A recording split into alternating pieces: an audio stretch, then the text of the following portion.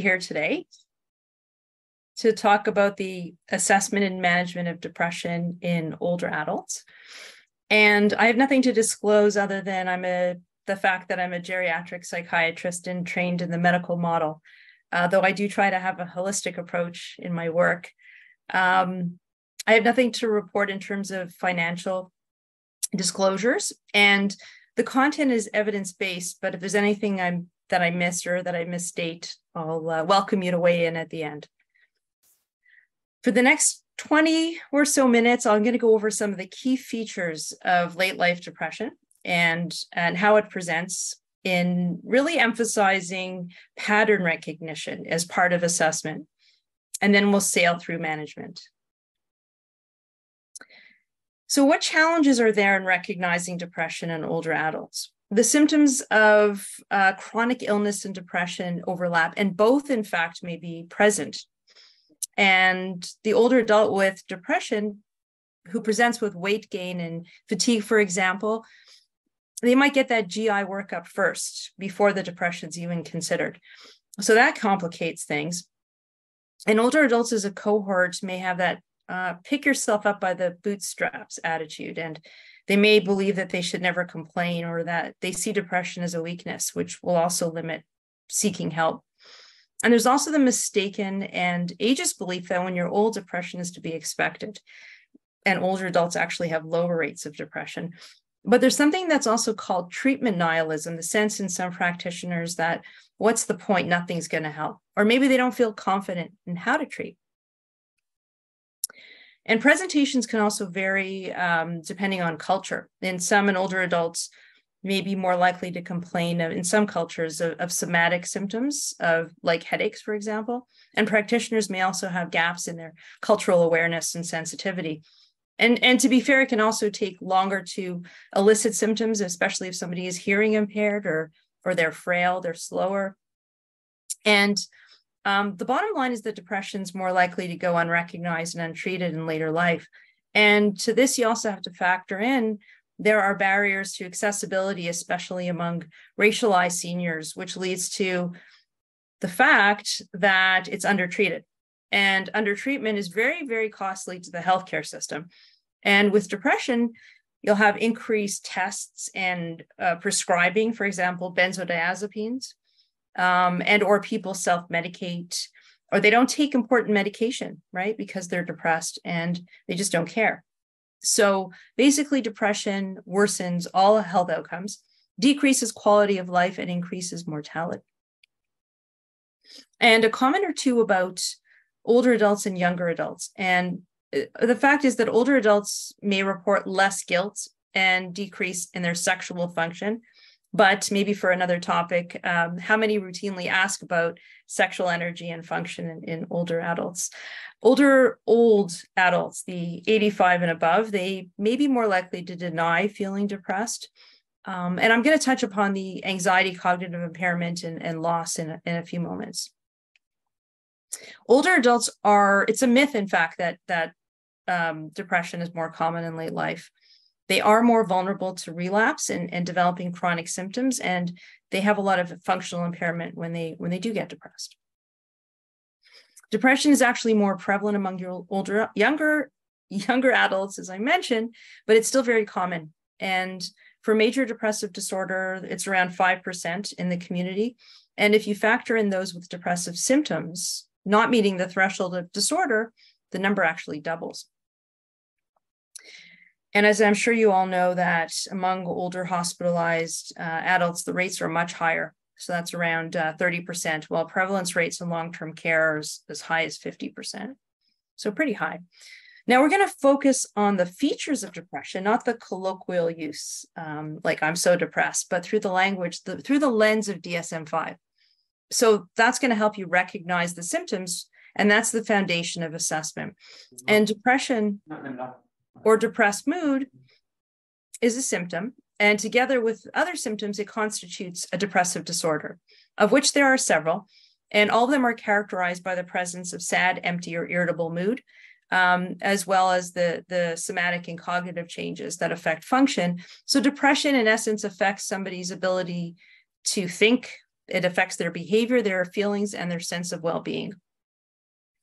So major depression, major depressive disorder is the flagship depressive disorder. So I want to ask you, which of the following are not symptoms of a major depressive disorder?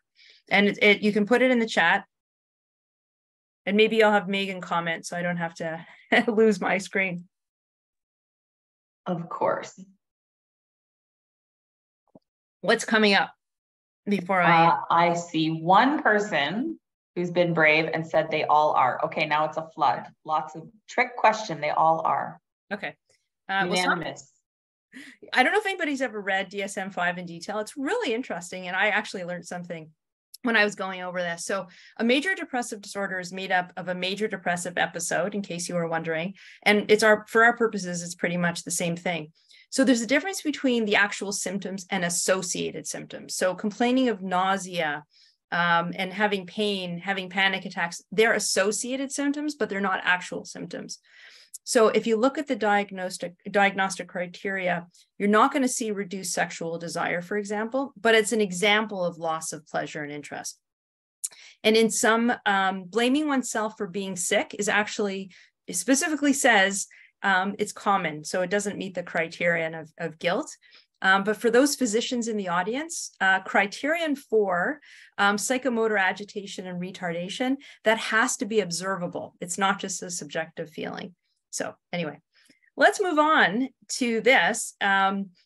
So recognition is all about patterns, and there are diagnostic criteria and their associated features. So bloating, constipation, aches and pains, appetite, those are associated symptoms, while appetite and sleep changes are actual diagnostic criteria and are symptomatic of depression because they're part of the diagnostic criteria.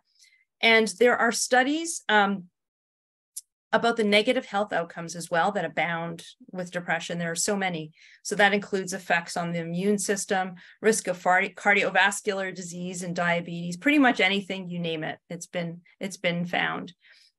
So depressed, sad, and hopeless mood, feeling empty or blah, and a person may actually deny feeling depressed. They may have no interest, they don't care, and that includes decreased libido. And appetite can be increased or decreased, the sense that you have to force yourself to eat, or sleep disturbance, sleeping more, too little sleep. With observable agitation, that could mean hand wringing, rubbing your clothes, pacing, and if you're slowed down, speech can even be really slowed down. And there's fatigue, loss of energy, feelings of worthlessness and guilt, and decreased concentration, trouble with making decisions, and of course, thinking about death and dying. And suicide, that falls under that category. So this mnemonic is organized around the diagnostic criteria that I just mentioned for major depression. So that will help you to remember the questions to ask in an interview. And there's also this one called a sad faces. And I also found that there's one called dead swamp, but I'm not going to share that today, but you can Google it. So at least 5 symptoms must be present most of the time for at least 2 weeks, and they have to interfere with function or cause significant distress. And at least one of the symptoms must be depressed mood or loss of interest or pleasure. And major depression exists on a continuum. So it can be mild, moderate, or severe, depending on the degree of distress and how much it interferes with daily function.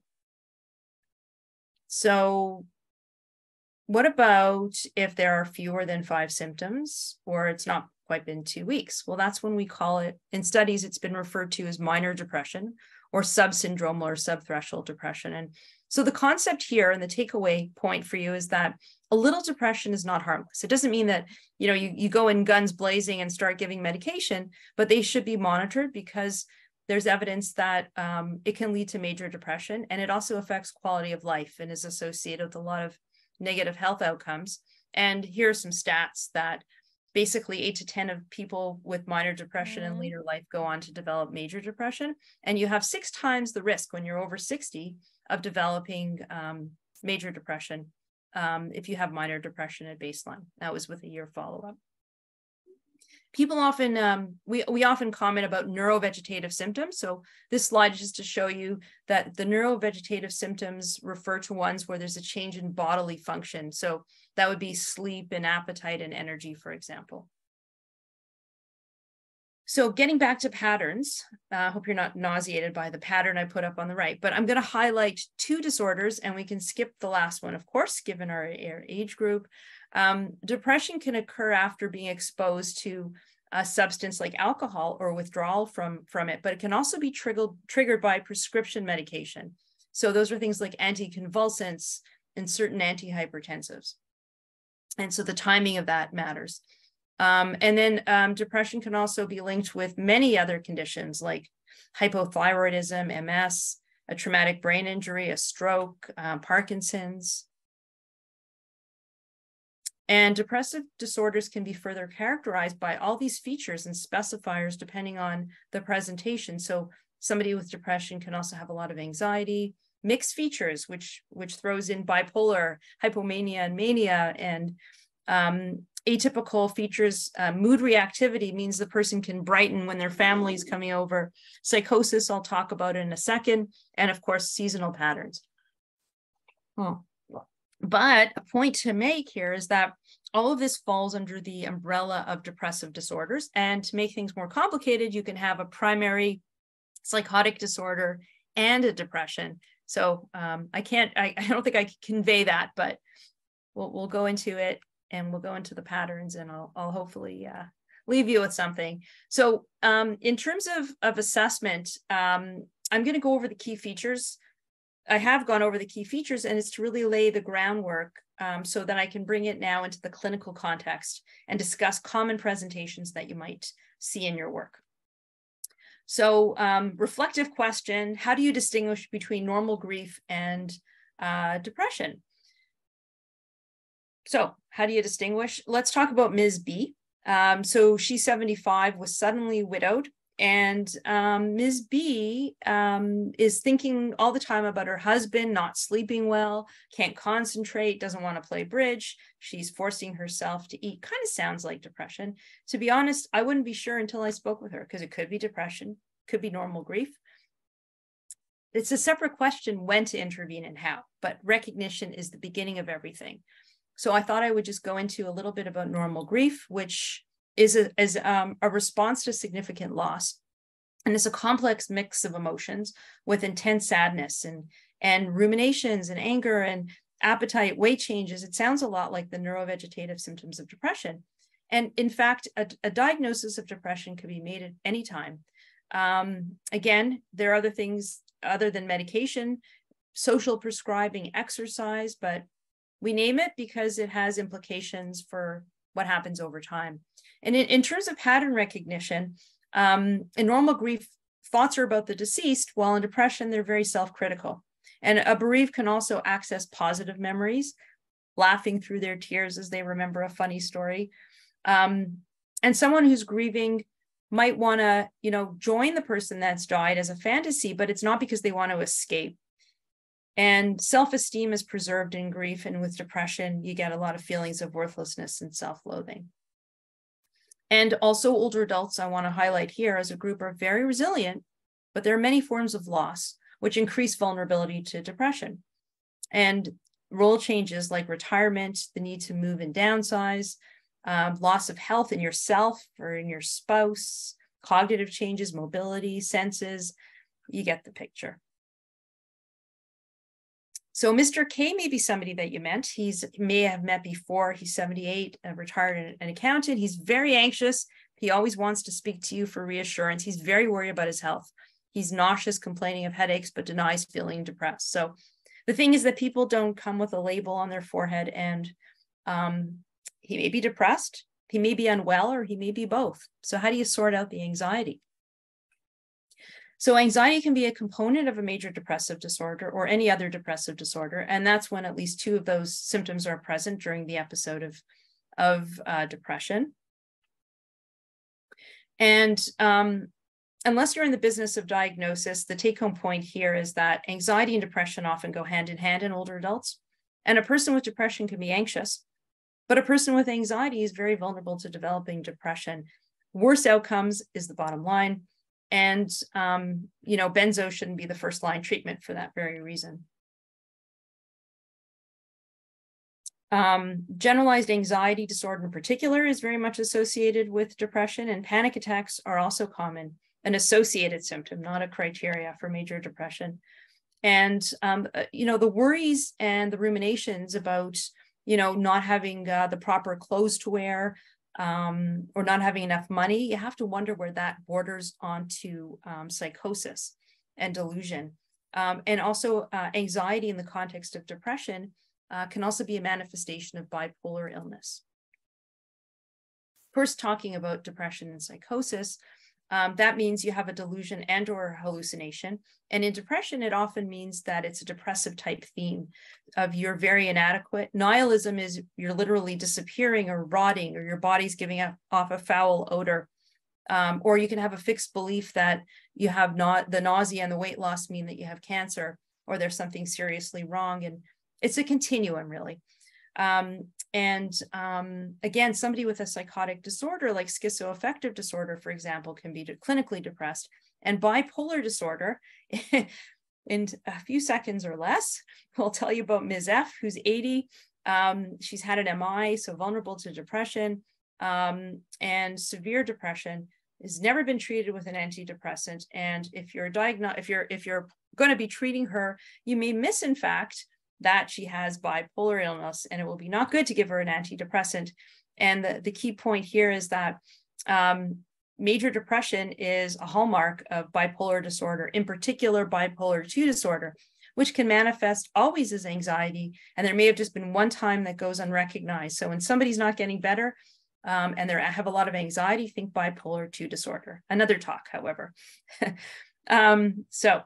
You may have met Mr. W before, and his wife died maybe, say, 7 months ago, and he's having trouble coping. He's very tired, weight loss, but he's got low mood. He's still somewhat able to enjoy social interactions. And the bottom line here is that whether it's bereavement-related depression and Parkinson's, depression is very common in Parkinson's, and it affects up to half people with Parkinson's. So the approach to management at the bottom, the take-home point here is it needs to be holistic. You can't really put it into silos. And there's a lot of comorbidity with depression, both psychiatric comorbidity, but medical comorbidity. After a stroke, you have a very much increased risk of dying if you're also depressed, and same with an MI. A lot of, PTSD, trauma, anxiety, substances. Depression also affects how you participate in your care, whether you're willing to take medications and go to rehab and all of that. And it also can affect cognition, especially in later life. So somebody with depression in later life can have impaired concentration, but also impairments in working memory and executive function, such that it may be mistaken for dementia, something we used to call pseudodementia. But it turns out that late life depression may actually be a harbinger for dementia itself. And we found that depressive symptoms in mid to late life actually increases your risk for dementia. But we're not done with depression and dementia, because a person can develop depression upon diagnosis with dementia, very common. And there are high rates of depression and neurocognitive disorders, especially earlier on. Later on, depression can present as agitation, or people can have apathy and sleep disturbance, and they're mistakenly considered to be depression. And of course, there's a lot of depression in caregivers. There's also vascular depression, which can present with apathy, and it's really due to chronic ischemic changes. And it means that you have more vulnerability to developing vascular dementia, and especially if you have major depression plus vascular risk factors. And there's also, as I mentioned, depression post-stroke that's common. So symptoms of depression are essential for a good assessment, knowing common presentations and understanding of risk factors. That is so key. And everything else will flow from there. So who is vulnerable to developing depression, I ask you? Let's talk about Ms. B. And Ms. B it always helps to think of a person that you know. So I want you to read this while I have a sip of my coffee. So basically, Ms. B is lives alone. She's worried that she's going to run out of money. Her mother's died. She's drinking more. She's lonely, and she was a caregiver. And because of the pain from her arthritis, she's not going for walks anymore. And she smokes. She has hypertension and diabetes. And somebody, a friend who stayed over once, says that she snores. We'll call it sleep apnea. And I'm making it easy for you. So she has a lot of risk factors for depression, and you see where the pattern comes in.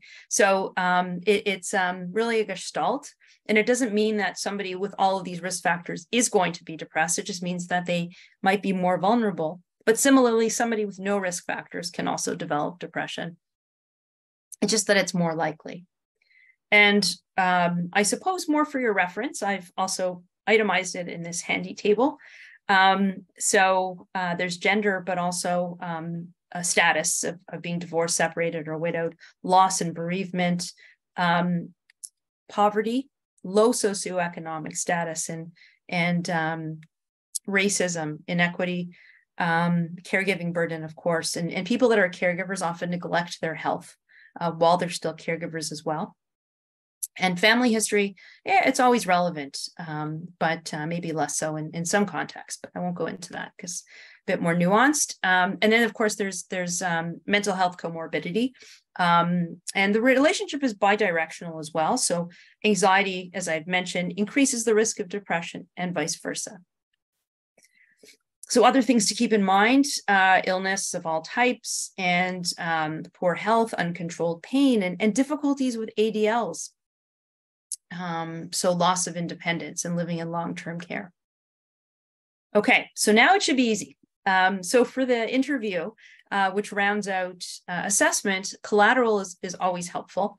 And taking a comprehensive biopsychosocial history, looking at the timing and the onset and the pattern, getting the story, but not just what causes stress and how awful are things, but what are the strengths? What supports you? How do you cope?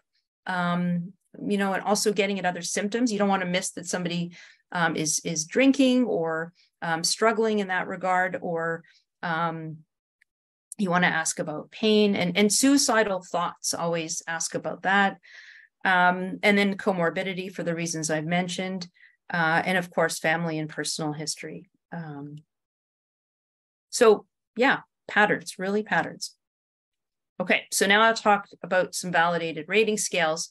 They can't replace the clinical interview, and they can help to quantify severity, and they can help with tracking over time, especially in response to treatment.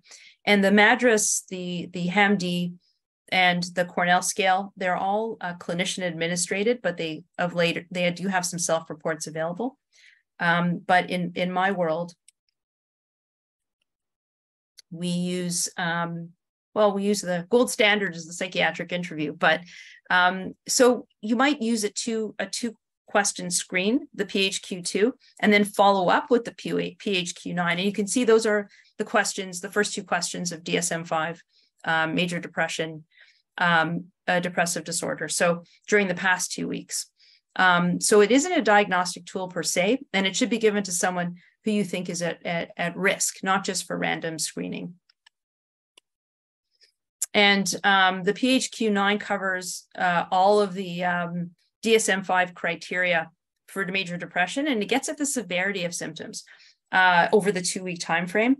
And the scores range from 0 to 27, and a score of 10 and over is considered major depression. But again, it doesn't provide a definitive diagnosis. So you have to follow up with the interview, but it also helps track response to treatment, and it's quick and valid for use in different settings. It's been validated, as has the GDS, which also has a 5-item, but it can be completed fairly quickly.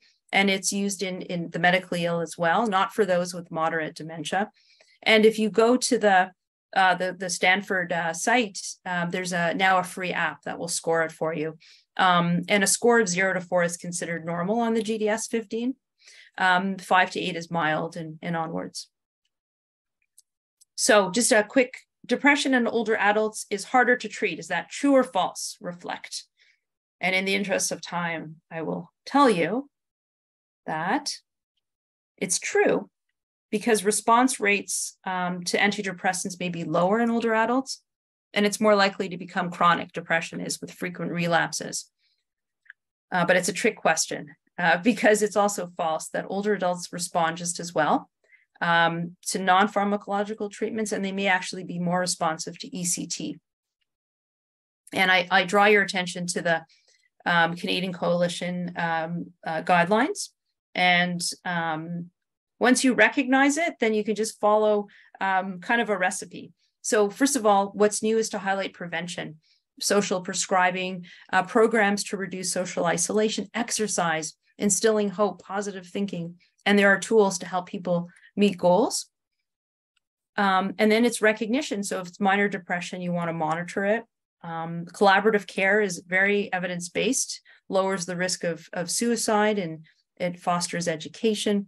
And then you have to name, is the depression mild to moderate? Is it moderate to severe? And what is the comorbidity that's going on? I often pick up, or ask about sleep apnea, which can drive depression as well. So can pain. So with mild to moderate depression, non-pharmacological approaches or medication are both effective.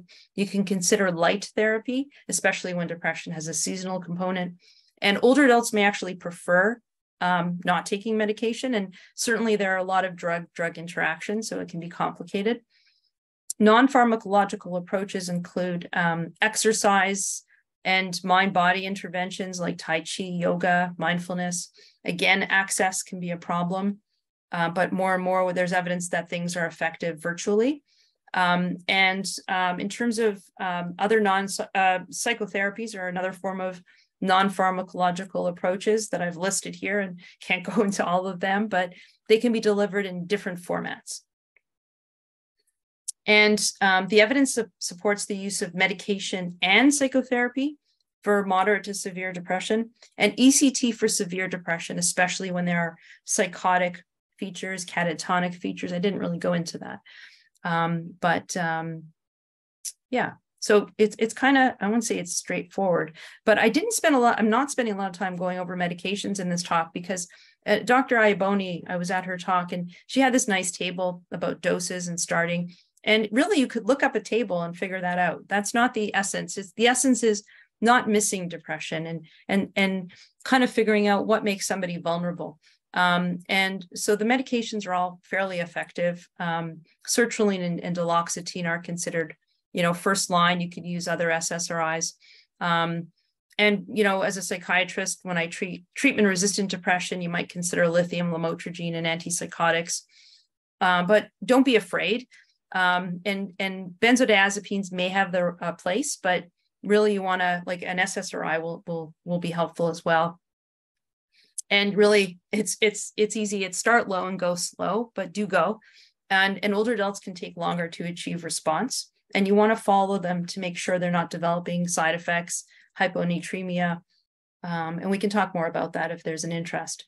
So final point. Oh, sorry about that. I went ahead. The final points are to identify who's vulnerable through knowledge of risk factors and also the key features of depression.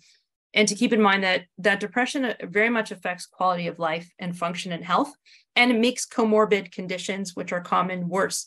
So you don't want to just say, oh, it's understandable that they're depressed, we'll just wait and see. The treatment doesn't mean jumping to all the big guns, but it's just knowing when to kind of name it. And treatment can really be effective. And prevention is playing a role increasingly, and both psychotherapy and medication are effective for management.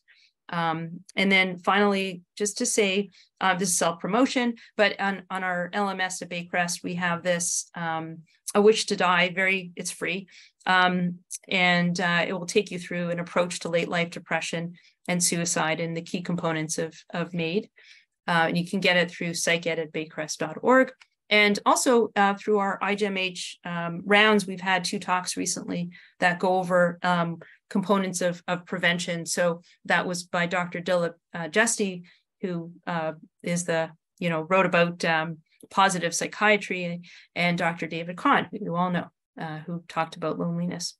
And I think I will stop there. Thank you, Cindy. That's great. I'm gonna give everybody some time to put their questions in. You can either raise your virtual hand or type a question in the chat. I think I'm not seeing anything yet. I really like that take-home message, Cindy, that, it's thinking about risk factors and thinking about vulnerabilities. That applies whether you're a prescriber or not. So for those of us who don't prescribe, still something really relevant. Sarah, I'll take this question that's in the chat and then we'll come to you, Laxman. I was just wondering, on the other side of things like deprescribing of antidepressants, how can you assess, like, usually I'm a pharmacist, when I am doing a medication review, the person has been on the antidepressant for many years and there was never really a consideration for stopping. Like, that seems to happen a lot. So I'm just wondering how to navigate that, and or assess if stopping or tapering or whatever might be something to try. So some of my best outcomes have been getting somebody off a medication that has been causing side effects, including, akathisia, right? And a person living with that. And this is where the art comes in of knowing what to do when, that I can't really encapsulate in a talk. But, I've had people that have been on antidepressants for years because their depression was just so severe. We recommend after an episode to keep them on it, ideally a year, 2 years. But if they've ever been psychotic or hospitalized, then I've seen people relapse and have horrible outcomes as well. So, gently taking them off of it, but it's also depending what else is going on in their life. So not just because you have to, is it causing side effects? Is it, interacting with other medications? Otherwise, why rock the boat? It's balance. It's always be thinking of doing that. And can they be monitored? Not an easy answer, but there are a lot of things that can be deprescribed. I do agree. Antidepressants. In the chat, Shannon and her team are asking, how does the approach to assessment and treatment change for patients with a history of depression or mental health issues throughout their life? In terms of how to optimize their quality of life, or if you're meeting them in the moment, like what aspect of the assessment can you specify? Because it's literally the same approach. I would think about how the depression has impaired things in terms of their relationships and their occupational function, their sense of self-esteem. But again, just like anybody, you need to have good relationships or good engagement, exercise. All those things are important, whether you have schizophrenia or whether you have, whether you've had one depression. They might just be more vulnerable, but they also might be incredibly resilient because of what they've gone through. So nothing's really different from what I said, I think. Shannon, if you want to add to that question, feel free to put your hand up or put it in the chat. We'll go over to Laxman. Thank you, Megan, and thank you, Dr. Gibb, for a great presentation. I'm a social worker. I don't have much knowledge about this pharmacology, but I do have clients who struggle with major anxiety disorder or the generalized anxiety disorder and depression, and they are often prescribed by the same medications. And how would you advise us in a simple way that with not much jargon, how we can support these folks to navigate their, their supports from medical way? Right. So when somebody has symptoms that are moderate or really affecting their day-to-day function, that's where we think of medication. So the same with generalized anxiety, or, it can really impair your function. So that's where medication can play a role, SSRIs, like Dr. Iaboni talked about, but cognitive behavior therapy, if it's available, and now you can do it online too. You can do mind over mood. Those are things that help reduce anxiety. So does exercise, social engagement, mindfulness. Again, some of these things are available virtually. If you live near Baycrest, we have a mindfulness-based stress reduction program. I don't know. These are the things I do when I do an assessment. Sorry about the noise. Sometimes people that are anxious are anxious about taking medications. You have to go very gently, and that's where everything is founded on good rapport and good relationship and feeling understood, right? And you'll achieve more waiting and having their trust, and then maybe experimenting with medication. So rapport and trust, very important. Okay, thank you. We have 2 questions in the chat that are actually quite similar, so we may be able to answer them as like a part A and a part B. And the first one, how do you approach when patient denies depression but has all symptoms, doesn't want to be on any medications? And how would that change with an individual who is not medication compliant but engaging in regular use of alcohol and marijuana? Well, those are really, really tough questions, and I wish I had an answer, but I have to say that if somebody is not capable and psychotic and all that, then you have to use the Mental Health Act or wherever in your jurisdiction. But if somebody is just, I'm really depressed and whatever, I don't want medication, but they have a severe depression, then I'm prepared to say, well, I'm sorry, this is what's going to help you and I can't help you. It's like somebody goes to the doctor and they have horrible, like really high blood pressure and they're at risk for a stroke. And they say, I don't want to take an antihypertensive. I want to do it all by diet. You say, okay, but there's nothing more I can offer you. So as a practitioner, I think you sometimes have to set your own limits and say, I'd be happy to help you. We can go slowly. So that's something to keep in mind. So about the medication question, does that help? And then I've already forgotten the other one.